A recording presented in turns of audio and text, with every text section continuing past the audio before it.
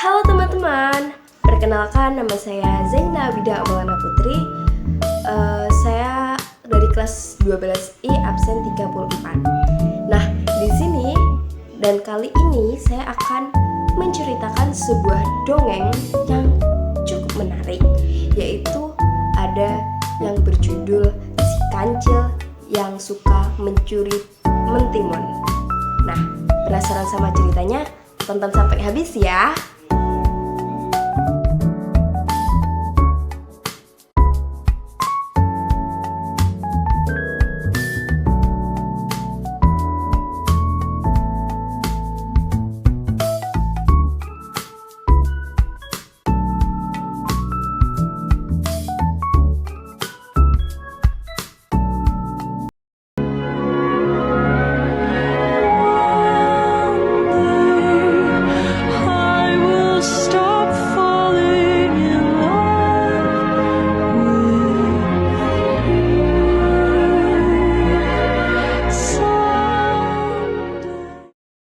Dongeng Si Kancil yang Mencuri Mentimun. Pada suatu hari yang terik oleh sinar matahari, Kancil berlari sekuat mungkin untuk melarikan diri dari kejaran serigala yang hendak menerkamnya hidup-hidup. Ia masuk ke dalam kebun sayuran yang tampak sangat subur. Setelah menggali lubang untuk masuk ke dalam kebun yang dibagari itu, Kancil bersembunyi di sana dalam beberapa menit.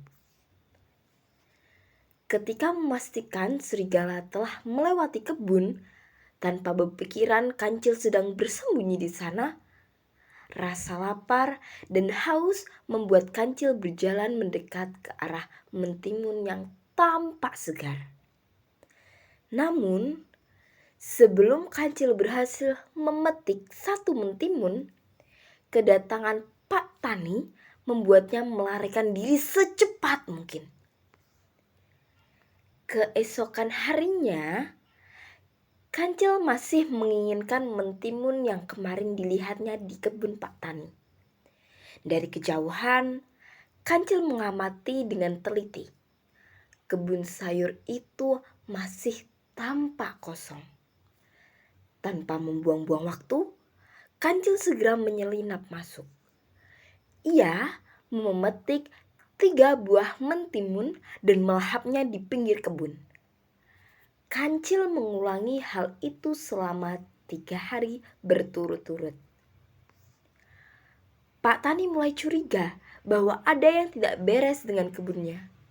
Dia melihat banyak mentimun yang rusak dan hilang. Ini pasti ulah si Kancil.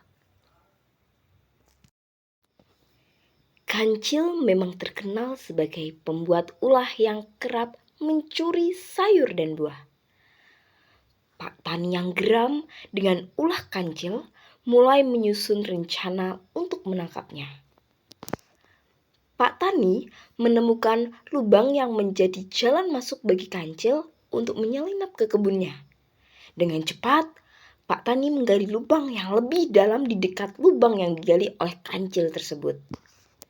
Setelahnya, ia menutup lubang itu dengan kayu kecil dan dedaunan. Pak Tani tersenyum puas melihat perangkap yang telah ia buat untuk menjebak Kancil. Setelahnya, ia pulang ke rumah dengan yakin bahwa Kancil akan masuk ke dalam perangkatnya. Keyakinan Pak Tani membuahkan hasil yang diharapkan. Ketika keesokan harinya, Kancil kembali berusaha menyelinap masuk ke dalam kebun.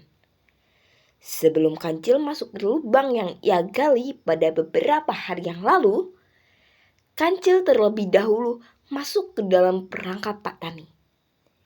Dia terpelosok jatuh ke dalam lubang yang dibuat oleh Pak Tani. Kancil berpikir keras untuk menemukan cara untuk melarikan diri. Pikiran cerdiknya mulai bekerja ketika ia melihat dari kejauhan kura-kura mendekat ke arah lubang yang memerangkap Kancil. Dia pun segera memanggil kura-kura. "Kura-kura!"